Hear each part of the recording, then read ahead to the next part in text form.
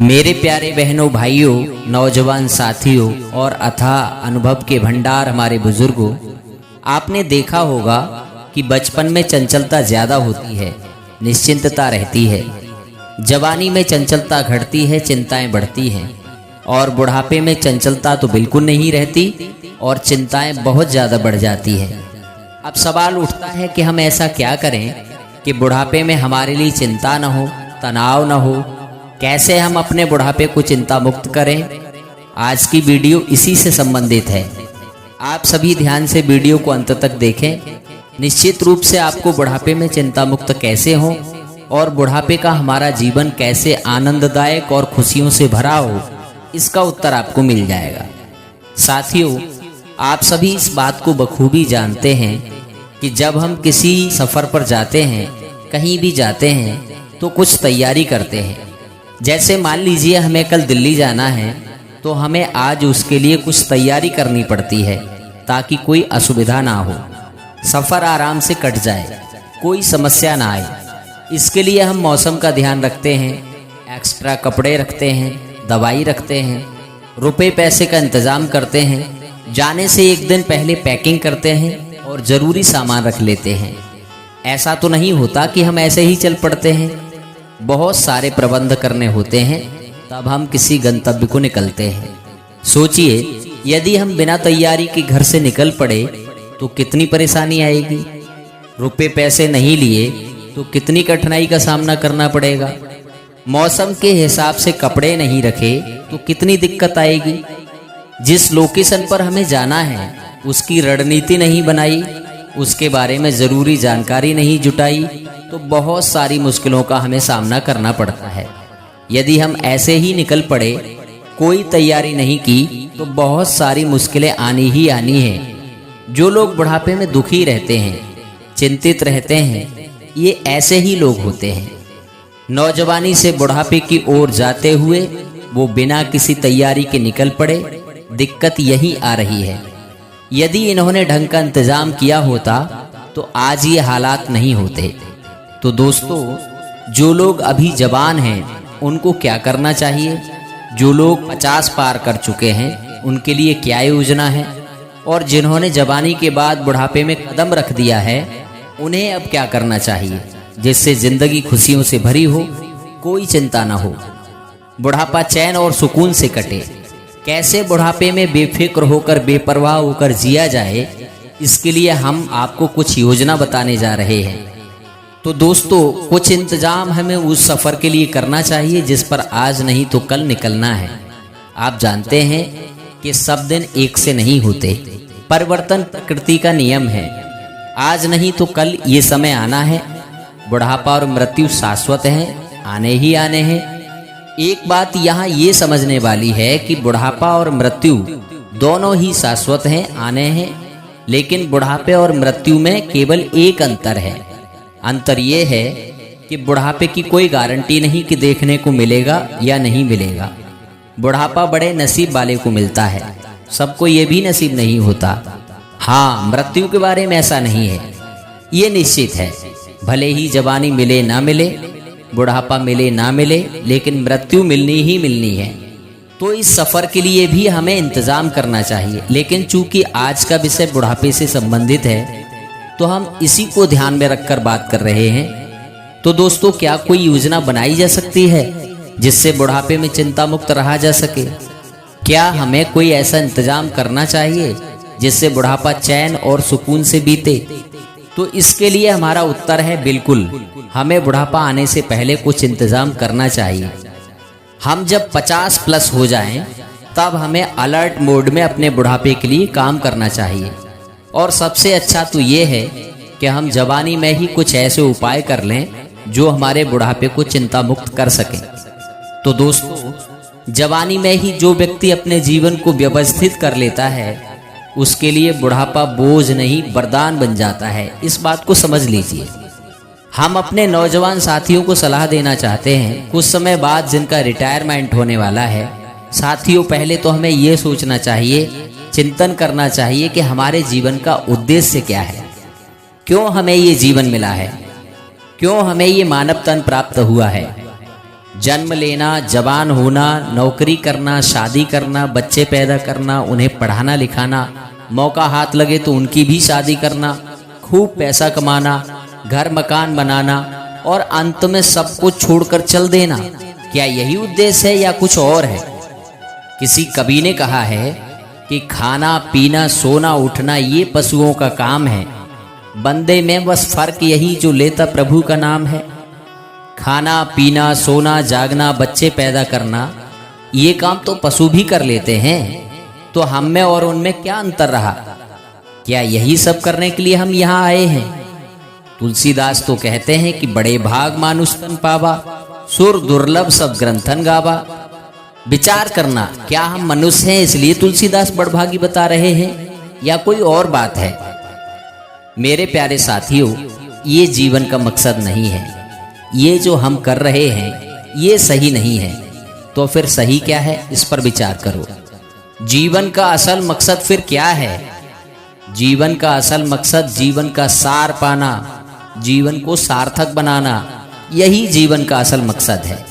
मनुष्य जन्म पाकर भी यदि हमने असल मकसद नहीं पहचाना, खुद को नहीं जाना, जीवन का सार नहीं पाया, तो ये समझिए कि हमने इसको व्यर्थ गंवा दिया। ये जैसा आया था वैसा ही चला गया। चीज गुप्त आई थी गुप्त ही रह गई, अंधेरे के अंधेरे में चला गया। क्या फायदा ऐसे जीवन का? हम में और पशु पक्षियों में क्या अंतर रह गया? किस मुंह से हम ऐसा कह रहे हैं कि बड़े भाग मानुष तन पावा? मेरे प्यारे साथियों, इस मानव जीवन को सार्थक बनाइए, लक्ष्य निर्धारित कीजिए, योजना बनाइए। बिना योजना के आप उस मुसाफिर की तरह धक्के खाओगे जिसने मंजिल की ओर कदम तो बढ़ाया लेकिन कोई इंतजाम नहीं किया। अंधेरे में तीर चला रहे हैं हम विचार करें, थोड़ा ठहर कर देखें ध्यान से, तो पाएंगे सब ऐसे ही चलता जा रहा है। कोई योजना नहीं है, जिधर हवा ले जा रही है हम उधर चले जा रहे हैं। सब फिक्स है, मशीन हो गए हैं हम। खुद के विषय में, जीवन की सार्थकता के विषय में, जीवन के असल मकसद के विषय में सोचने के लिए हमारे पास वक्त ही नहीं है। और सब चीज के लिए समय है, लेकिन इसके लिए अपने जीवन में कोई जगह नहीं है, कोई योजना नहीं है, और इसी तरह वक्त गुजर जाता है। हम उम्र के इस पड़ाव पर आ पहुंचते हैं जिसे बुढ़ापा कहते हैं। फिर तमाम चिंता ही चिंता। जब चिंतन नहीं किया तो क्या होगा? चिंताएं ही होंगी। बात चिंतन से बनती थी, उठा लाई चिंता। हमें यह पक्का कर लेना चाहिए कि बात चिंतन से बननी है, चिंता से नहीं। चिंता कोई समाधान नहीं है, चिंता तो जला डालती है। चिंता चिता के समान है, चिंता को चिता से भी बढ़कर माना गया है। चिंता और चिता में सिर्फ इतना फर्क है कि चिता मुर्दे को जलाती है, चिंता जीवित व्यक्ति को जला डालती है। जब हम चिंतित होते हैं तो जीते जी जल जाते हैं। किसी कवि ने क्या खूब लिखा है, चिंता है बड़ी चिता से भी नर को निर्जीव बनाती है, मुर्दे को चिता जलाती है, चिंता जीवित को खाती है।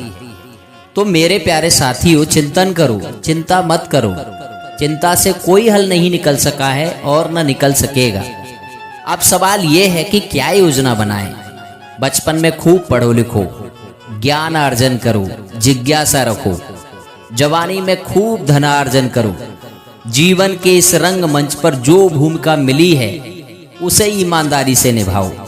हर रोल के साथ न्याय करो। अच्छी संतान बनो, अच्छे बेटे बनो, अच्छे पति बनो, अच्छे पिता बनो। यहाँ तक के रोल अगर आपने ईमानदारी से निभाए तो उम्मीद की जा सकती है कि आप अच्छे दादा और दादी भी सिद्ध होंगे। और जिस दिन विवाह बंधन में बंधो उसी दिन योजना बनाओ कि मुझे कब तक सक्रिय गृहस्थी में रहना है। मान लीजिए किसी का विवाह 25 वर्ष में हुआ तो एक लक्ष्य बनाएं कि 50 वर्ष तक मैं सक्रिय गृहस्थ की भूमिका में रहूंगा। 50 की उम्र को छूते ही मैं अपने जीवन को सार्थक दिशा में मोड़ूंगा। मेरी दिशा फिर दूसरी होगी। और ये संकल्प लेना चाहिए कि धीरे धीरे अपने सभी दायित्वों का निर्वहन करते हुए मैं स्वार्थ से परमार्थ की ओर शुरू करूंगा। अब हम आपको बहुत ही खास बात बताने जा रहे हैं। यदि हमने जवानी से बुढ़ापे में कदम रख लिया है तो हमें इन 5 चीज़ों को शून्य कर देना चाहिए।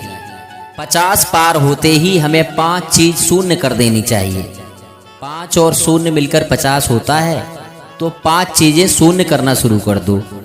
सबसे पहले अहंकार को शून्य करना शुरू करो। अपनी आत्मा की और इस मानव जीवन की उन्नति चाहते हो, बुढ़ापे में सुख से रहना चाहते हो, तो धीरे धीरे अपने अहंकार को मारो, धीरे धीरे कम करो। सोचो, अब मैं घर का मुखिया नहीं, घर अब बच्चों के हाथ में है, मुझे परमार्थ मार्ग पर जाना है। अपने अहंकार को कम करो। दूसरी चीज, मोह अंधकार शून्य कर दो। अब हमें धीरे धीरे मोह अंधकार को शून्य कर देना चाहिए। विचार करना चाहिए कि जीवन कुछ ही शेष बचा है। अब मोह नहीं, बल्कि जीवन का लक्ष्य स्पष्ट रूप से अपने सामने होना चाहिए। तीसरी चीज है अंगीकार शून्य हो जाना चाहिए। अब मुझे अपने लिए कुछ नहीं लेना, जो लिया संतान के लिए लिया, जो करना था मैंने अपनी संतान के लिए किया। अब अपने लिए कुछ नहीं करना, अंगीकार शून्य। अपने लिए तो अब दूसरा मार्ग है, इस मार्ग पर बहुत चल लिए, अब मंजिल दूसरी है, अलग है। अहंकार शून्य, अंधकार शून्य, अंगीकार शून्य। अब चौथा है अलंकार शून्य। अलंकार शून्य मतलब अब ज्यादा तड़क भड़क नहीं, सादा भोजन, सादा कपड़े, परमार्थ चिंतन। ऐसा नहीं कि उम्र 55 की दिल बचपन का, बहुत हुआ, अब तृप्त हो जाना चाहिए। अच्छा नहीं लगेगा कि 80 वर्ष की उम्र में हम साज श्रृंगार करें। हालांकि इसमें कुछ भी गलत नहीं है, आपकी जिजीविसा है, आपकी जिंदा दिली है, एक अर्थ में ठीक है।